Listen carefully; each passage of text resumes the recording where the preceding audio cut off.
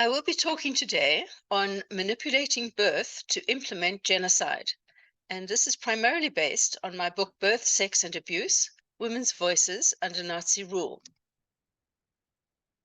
We can think about the Holocaust as involving both direct and indirect forms of genocide. The ones we know a lot about are the more direct forms of genocide: gas chambers, starvation, torture, disease, and the intolerable conditions that were imposed on people regarded as unworthy of life, and primarily Jews. If we think back to the United Nations Genocide Convention of 1948, one of the criteria that was used to define a genocide was imposing measures that are intended to prevent births within a group. And this is very much what happened to women during the Holocaust, and especially Jewish women, but both Jewish and Aryan women. So manipulating reproductive and sexual life was a less direct method of implementing genocide. The Nazis had two objectives. One was to promote Aryan superiority, to create the master race, what I call geno-coercion, and the other one was eliminating the Jewish threat, life unworthy of life, or the genocide of the Jews as we know it. The more positive forms of eugenics were promoting Aryan birth, rewarding mothers for births who gave many births, especially those regarded as Aryan, preventing contraception, banning abortion, allowing for divorce if women were no longer willing or able to reproduce. Also, the Lebensborn program, where wives, especially of the SS, and unmarried mothers were encouraged to have babies, to give a child for the Führer, and also kidnapping Aryan children. In countries that they occupied, the Nazis would go door to door, find children that looked Aryan, and perhaps kidnap them and send them basically to the Lebensborn homes to be looked after, and change their names so their origins could not really ever be traced. Negative eugenics was promoting life unworthy of life, and one of the means of this was sterilization by German doctors, and about 360,000 women were sterilized. These were Jews, criminals, work-shy people, prostitutes, the mental sex workers, as we now refer to them, mentally ill people, and those with inherited physical illnesses. Also, this was followed by the euthanasia program, where over 200,000 were killed. About up to 100,000 adult patients with mental illnesses were included in this program, about 5,000 children in institutions, 1,000 in special actions that were taken against Jews, and 20,000 concentration camp inmates. These programs of sterilization and euthanasia were not directed only at Jews, but at Germans who did not meet the criteria for being the so-called life unworthy of life, or life worthy of life. Eugenics, in fact, was very popular across Europe and North America, and the USA led the field at that time. This led eventually to the Wannsee Conference, which developed the final solution of the Jewish nation. And the list on the right shows the list of targeted people, and particularly Jews, that were to be eliminated through the Nazi genocide. And one of the primary means of this was through the gas chambers, where they could kill between 10 to 24,000 people every day. But first of all, the Jews were isolated into ghettos around the cities and towns where they lived across Germany and across the occupied countries where the Nazis invaded. And as the diary of Mary Berg writes, despite the abject poverty, despair, abnormality of life in the ghettos, flirting, romance, marriages still occurred, together with theatrical performances, concerts, education, and other semblances of normal life. In the ghettos, and life in the ghettos was harsh and difficult, and menstruation was affected. Starvation was a major concern, and that might well have been what led primarily to the loss of menstruation. Contraceptives became unavailable, and eventually in 1942, pregnancies were banned in many of the ghettos, especially in the Baltic countries. For example, in the Shauli ghetto, Jewish doctors were forced to implement the Nazi policy of preventing births. And the quote I take from the ruling of the delegation in 1942 in July: births are permitted in the ghetto only up until August the 15th, 1942. After this date, it is forbidden to give birth to Jewish children. It is permitted to interrupt the pregnancies by means of abortions. If women do not comply with this order, there is a danger that they will be executed together with their families. The ghetto doctors faced difficult ethical dilemmas, and we have the minutes of meetings that were held at that time amongst the ghetto doctors. And they faced the problem of, what do you do about late pregnancies? Can we terminate them? And what will happen to that baby if it lives? Who will kill the baby? Multiple abortions. Women sometimes have had multiple abortions, and they were afraid if they were forced to have another, they might never be able to give birth again. The other alternative was infanticide: allow the baby to be born and then kill it. But who would do that? Would the doctor do it? Must the midwife do it? Would someone else be required to do it? Must the mother do it? They did not know how best to deal with this problem. And the other alternative was to take the baby and hide it, try to smuggle it out of the ghetto if possible, and bring it to safety with someone who might be willing to look after it. Some women refused to have abortions. Most did have them, and some doctors refused to perform an abortion for a woman. We have another example of in the Kovno ghetto in May 1942. One woman in late pregnancy was shot, and it led to a halachic dilemma, because we know that can a cesarean section be done, or could a cesarean section be done to try to save the baby, but that would desecrate the body, which is not allowed. In this particular case, the rabbinic ruling that was given at the time was that yes, one can try to save that baby, which they did do by performing a C-section. And the baby did live for a few days until the Nazis came to the hospital and searched the wards and found the baby and killed the mother, the baby as well. There were also roundups in the ghettos, in the towns and the villages. And during this process, women were again abused, especially pregnant women. But they were forced into having internal searches of their bodies, beating them. Some women were forced to give birth in public so that the Nazis could watch, or the Germans could watch and see how a baby was born. Others took babies and hit them against the walls to kill them. Some babies were used as target practice. Some babies were thrown from the maternity wards soon after birth onto the trucks below. Some pregnant women were eviscerated, and children and women were raped.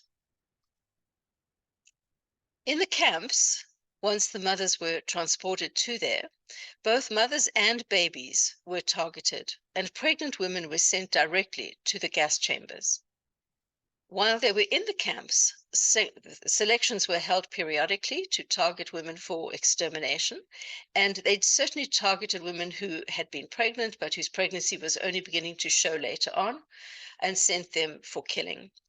They would also regard women who had large breasts or stretch marks on their abdomens as possibly pregnant and would send them to be killed as well, or even women who were simply overweight and might have looked a bit pregnant. In the camps, the Jewish doctors again faced difficult dilemmas. What should they do if women were pregnant? Should they try to abort the pregnancy to try and save the mother? Should they let the baby be born, if possible, if it was hidden and could be hidden until birth, and then commit infanticide? Or should they deliver the baby and allow it to be taken by the Nazis to be killed? Gisela Perl is a very famous woman, a doctor. She was a prisoner doctor in Auschwitz. And when she first arrived, the SS chiefs would call for pregnant women and offer them double bread rations, better living conditions, and say to them, come, we will help you, you're pregnant. And at first, she encouraged them to step forwards in the hope that they would get better living conditions. Until one day she saw that a group of pregnant women who'd been taken off in this way had volunteered there to notify people about their pregnancy. And she wrote, they were surrounded by a group of SS men and women. They were beaten with clubs and whips, torn by dogs, dragged around by the hair, kicked in the stomach with heavy German boots. Then, when they collapsed, they were thrown into the crematory alive. From that point on, she would not help to identify pregnant women, and she would, in fact, abort multiple babies in order to save the mothers. Ruth Elias was one of the mothers who actually did give birth to a baby girl in Auschwitz. And Dr. Mengele, who was very much involved in some various kinds of research and experiments, ordered her to bind her breasts and not to feed her baby. He wanted to see how long it would take for a baby to die without its mother's milk. After about 8 days, a colleague, a friend, gave morphine to Ruth so that she could inject her baby and end its life. Another woman, Berta Reich, gave birth a few days later and immediately injected her baby with morphine. The baby was reported as a stillbirth. Both mothers were saved and later lived to give birth after the war. Infanticide was another option that faced doctors, and Dr. Lucy Adelsberger in Auschwitz saved poisons to kill newborns, and not to do so would be to condemn both the child and the mother to death. Doctors who were trained to preserve life became killers to help women survive. Another form of genocide that was conducted in the camps, in particular in multiple different camps, were medical experiments. One of them, by Dr. Steve, looked at the impact of impending murder on menstruation. He would tell women they were going to be murdered. These were usually imprisoned already. Women were imprisoned. He would tell them they were going to be murdered in a few days' time, and he will then watch to see what happened to their menstruation. Could such extreme stress influence menstruation? In terms of creating a master race, some of the experiments that were implemented were sterilization experiments using X-rays or drugs or chemicals injected into the uterus, surgical castration, especially of men, and hormone experiments injected into women to see what would happen and could they then remain fertile. Why kill women and children is one of the questions that emerges from all these bits of information about how women and children, and especially women, were targeted during pregnancy. And Heinrich Himmler writes or spoke, "We came to the question, what about the women and children? I have decided to find a clear solution here too. In fact, I did not regard myself as justified in exterminating men, let us say killing them or having them killed, while letting avengers in the shape of the children grow up. The difficult decision had to be taken to make this people disappear from the face of the earth." But at the same time as women were killed and murdered, sexual abuse took place, both of women and children. Women were sexually abused in ghettos, on the trains, in camps, by the Einsatzgruppen, by soldiers. And children became vulnerable to sexual abuse. They were not directly targeted for sexual abuse, but their situation left them vulnerable to such abuse. As family life disintegrated and their parents were no longer available to care for them, they were left alone and vulnerable. They were sexually abused when hidden with families or strangers. They were sexually abused by their protectors. Some who were on the transport were also abused by their rescuers. They were also abused on ghettos, in trains, in camps, by the Einsatzgruppen, by Wehrmacht soldiers, and by liberating soldiers.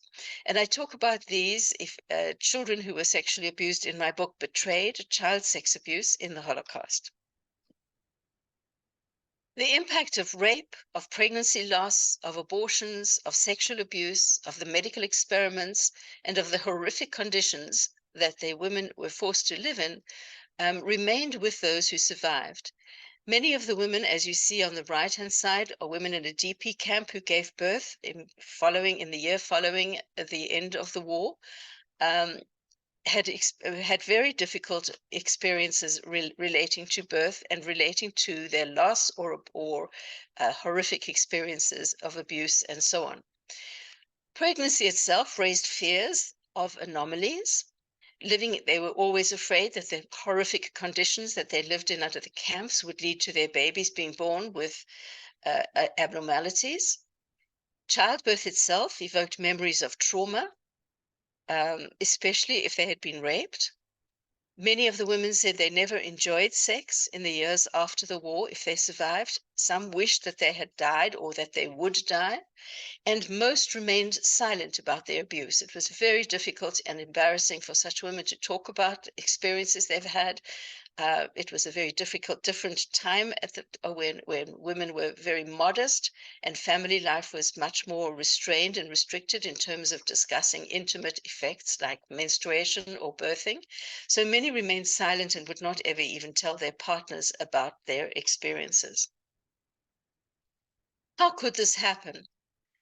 We have explanations such as authoritarianism, they were simply obeying orders. How could the Nazis do this? Anti Semitism.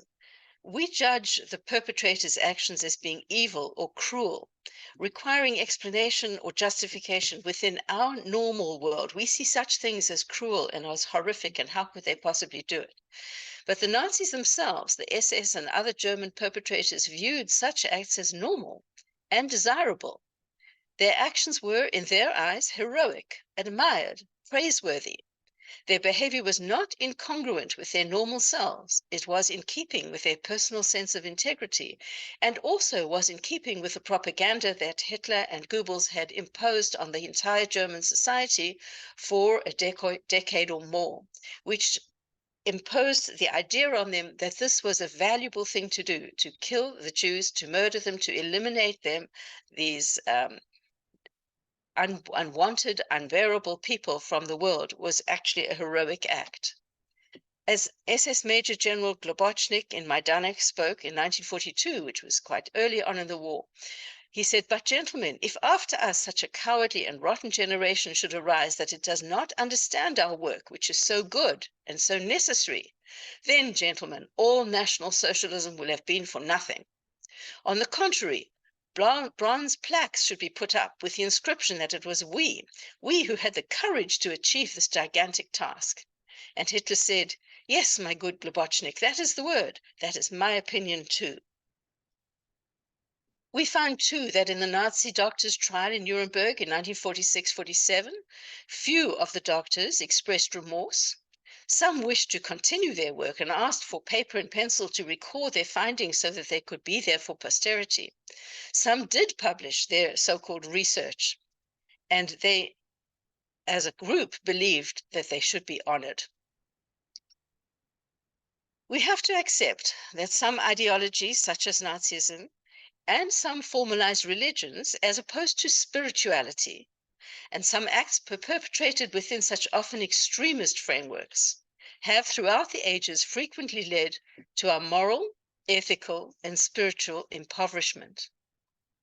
Father Patrick Desbois, whom we know, whose writings we know well, writes, "An ideology can deceive minds to the point of annihilating all ethical reflexes and all recognition of the human in the other.